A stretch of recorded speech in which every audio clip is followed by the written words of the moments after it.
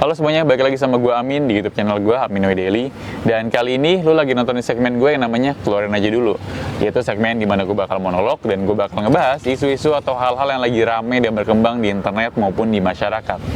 Hal ini merupakan opini gue pribadi, pendapat gue pribadi, hal-hal yang gue rasakan pengen gue keluarin aja dulu. Dan untuk episode kali ini gue pengen ngebahas tentang MBG lagi dan lagi. Yang mana karena gue memang support programnya, gue pengen programnya lancar, gue pengen programnya berjalan dengan baik, dan hal-hal atas progresnya gue pengen kritisi. Yang mana pemerintah akhirnya ini gue sempat mendapatkan informasi bahwa pemerintah akan bekerja sama dengan India untuk bimbingan MBG di Indonesia. Yang mana hal ini cukup jadi bahan obrolan di sosmed, terutama memes-memes yang bertebaran di mana-mana. Bahwa kalau lu tahu sendiri, kalau lu mungkin sering ngeliat di sosial media, India tuh terkenal di sosmed ya, gue sih nggak tahu sebenarnya kayak gimana. Di sosmed itu terkenal dengan makan makanan perindapan. Mungkin kalau yang belum familiar, makan makanan perindapan tuh diasosiasikan dengan makan makanan yang dalam tanda kutip jorok, nggak higienis, terus nggak steril. Ya pokoknya lu bisa lihat sendiri di video-videonya tuh, kayak misalkan orang bikin sesuatu nggak pakai sarung tangan, bikin makanan asal kobok-kobok aja dalam makanan, kobok-kobok dalam kuah, terus cara nuanginnya juga pakai tangan juga, nggak pakai spatula dan segala macem. Kita ngeliatnya di internet, India tuh negara yang makanannya tuh bisa dibilang kurang steril, lumayan jorok kalau kita ngeliat di sosmed ya. Tapi mungkin kalau gua ngeliat langsungnya kayaknya nggak begitu. Itu ada beberapa potret aja. Mungkin sama kayak Jakarta kan di sisi lain bukan bangunan tinggi, gedung-gedung tinggi, terus makanan-makanan mewah, restoran, kafe dan segala macam. Tapi di sisi lain Jakarta juga punya hal-hal yang cukup ironi, cukup jomplang dengan kemewahan-kemewahannya gitu. Kemiskinan, terus kesenjangan sosial dan segala macam. Mungkin di India juga ada. Dan akhirnya gue coba mencari tahu apakah India tuh valid, bisa diajak kerjasama buat membimbing program MBG di Indonesia. Gue coba cari tahu apakah India punya program yang serupa. Ternyata pas berisik banget motor. Ternyata pas gue cari tahu, ternyata India memang punya program semacam MBG, program makan bergizi, program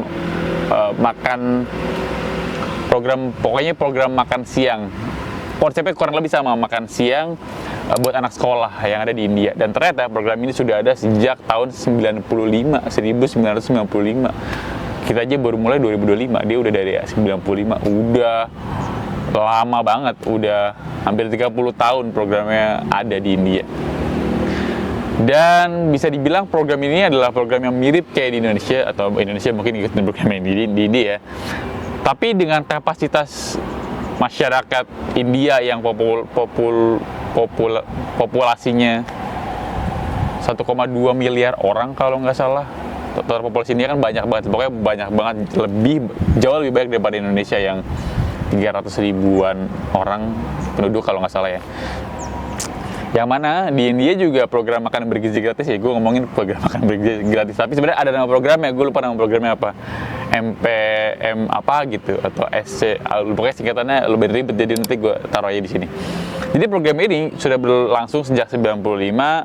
Terus salah satu program MBG-nya India yang terbesar di dunia kalau nggak salah, dia menyalurkan makanan puluhan juta porsi makanan kalau nggak salah setiap harinya. Pokoknya banyak banget, gue catat juga angkanya di sini. Pokoknya berkali-kali lipat lebih banyak daripada di Indonesia. Lebih lama punya program MBG daripada di Indonesia juga. Yang mana sistemnya juga harusnya, yang sejauh ini gue pantau, juga lebih baik daripada Indonesia.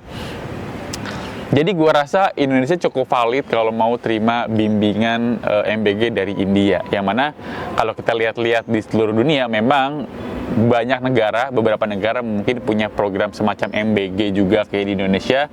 Seperti di Amerika Serikat punya juga program makan bergizi gratis atau makan siang gratis. Di Jepang juga ada makan siang gratis juga. Di Brazil juga ada. Di Kenya setahu gue juga ada. Pokoknya ada beberapa negara di dunia yang memang punya sistem makan semacam MBG-nya gitulah di sana. Yang mana Secara program juga sudah jelas untuk menghilangkan stunting, untuk memberikan investasi gizi kepada anak-anak kita, anak-anak Indonesia, anak-anak di sana, biar punya investasi sumber daya manusia yang hebat. Dan selain itu programnya juga ngebantu buat meningkatkan perekonomian daerah, karena kan programnya juga dibikin di daerah, pasti kan ngumpulin makanan-makanan dari daerah, membantu penyerapan tenaga kerja, terus membantu para petani, kalau di daerahnya daerah persawahan ya petani, kalau mungkin daerahnya di pesisir ya para nelayan gitu. Pokoknya memakmurkan kehidupan sekitar lah ya di daerah-daerah tersebut. Dan India sudah melakukan sudah lama dan bisa terbukti dengan baik bahwa beberapa dari programnya sudah berjalan dengan baik, maksud gua. Jadi kayaknya sih Indonesia valid buat ngikutin India.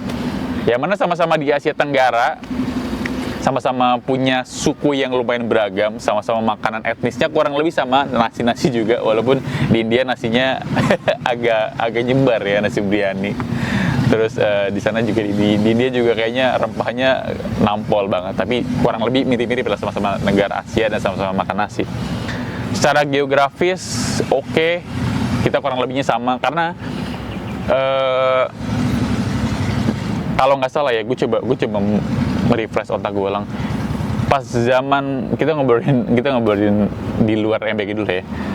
Pas kurikulum pendidikan merdeka dari Pak Nadiem Makarim, setahu gue ya, seingat gue nih, gue jadi flashback sana.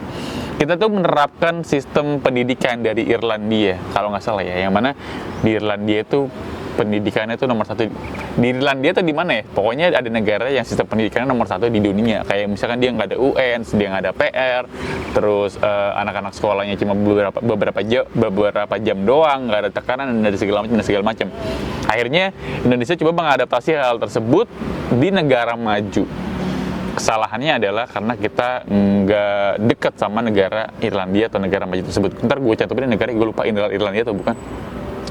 Jadi karena budayanya beda, karena orangnya juga beda, pendapatan PDB-nya juga beda, terus ekonominya beda, terus orangnya juga beda, diterapin sistem yang sama, outputnya ternyata beda. Output nggak ngerjain PR, output nggak ada PR, output belajarnya sendiri, output nggak ada UN, menghasilkan kualitas pendidikan atau kualitas siswanya yang kurang dalam tanda arti kita ngelihatnya ya. Valid dibuktikan dengan lu sering lihat video anak-anak sekolah yang nggak bisa kali-kalian, nggak bisa bagi-bagian, nggak tahu pengetahuan dasar, nggak tahu geografis. Sebutkan negara-negara di Eropa, Garut. gue udah bilang sih valid sih, kayaknya ini udah nggak bener. Bagus kita punya pendekatan, harusnya kayak Pak Yusuf Kalla juga pernah bilang deh, kayaknya sih kita harusnya mencontohnya jangan Irlandia sih, kita contohnya mah India, karena secara geografis sama, secara budaya kurang lebih mirip-mirip, secara PDB pendapatan mirip-mirip, kita tuh masyarakatnya kurang lebih sama, harusnya mencontoh dengan negara-negara yang lebih serupa sama kita, jangan terlalu jauh sama negara-negara Eropa gitu. Dan kita coba balik ke MBG ini, kayaknya sih cukup valid buat kita belajar di India. Belajar bukan belajar buat bikin menu yang kayak lo lihat menu-menu perindapan ya, yang aneh-aneh.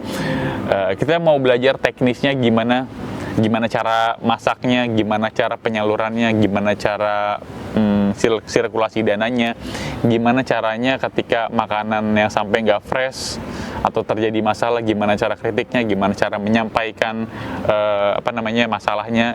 Kita belajar teknikalnya dari ini lah. Gue pengen sesegera mungkin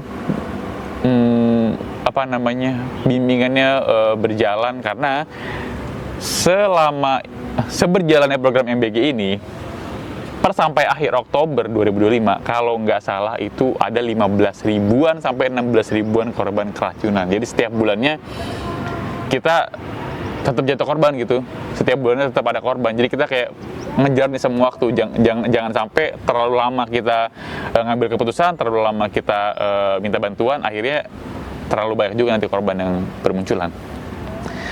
Di video sebelumnya gue pernah bilang bahwa coba stop aja dulu MBG nih, kayaknya ada masalah nih karena banyak banget yang keracunan. Tapi kan sejauh ini belum di stop. Mungkin mau nyari solusi, karena mungkin persepsinya kalau di stop dianggap program yang gagal, tapi sebenarnya nggak juga. kadang persepsinya, wah programnya di stop nih berarti gagal, tapi kan sebenarnya juga. Kayaknya diputuskan untuk tetap dilanjutkan, tapi ada bimbingan dari luar, dari profesional kita bilang, walaupun kita anggap ini sebelah mata, tapi sebenarnya dalam kaitan MBG ini dia cukup valid sih harusnya menurut gua. Ini menurut gua belum tentu benar, ini menurut pendapat gua, ada apa yang coba gua ulik sebelumnya. Gue gak pengen berlarut-larut, malah makin banyak yang keracunan. Gue pengen gercep, catet beres gitu. Semoga aja lebih sedikit lagi. Tapi sih gue ngelihat tingkahnya, gue nggak tahu kemarin. Pokoknya semenjak ada MBG ini, kemarin ada dua isu yang muncul di Instagram gue. Yang pertama,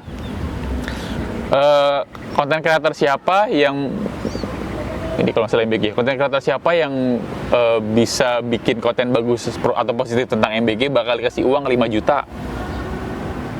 Terus akhirnya ramai itu di sosmed. Masa orang yang keracunan, banyak yang masalah dari MBG itu nyari kebenarannya terus sudah dapat 5 juta.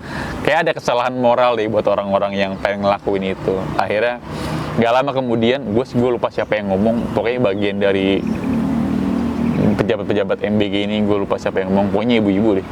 Terus akhirnya dia bilang, enggak kok ini bercanda sih, cuma bercanda. What the kita juga tahu lu bener, lu ngomongnya serius, tapi karena banyak diomongin, kayak di ujungnya bercanda. Ibaratnya kayak lempar aja dulu, nanti kalau misalkan responnya ternyata negatif, gue bilang ini mah bercanda, sama kayak lu pas dulu sekolah nembak cewek kan, kamu mau nggak jadi pacar aku? Oh apaan sih lu nggak mau jadi pacar kamu? Enggak, orang cuma bercanda, prank, hahaha. Tapi kalau beneran diterima mau kan, kayak gitu loh konsepnya kurang lebih. Terus sama satu lagi yang bilang, coba ya, di MBG tuh pas dibuka di porsi makanannya ada uletnya, terus tiba-tiba bilang itu mah uletnya bisa dimakan. Bisa langsung di kepala gue langsung, hah?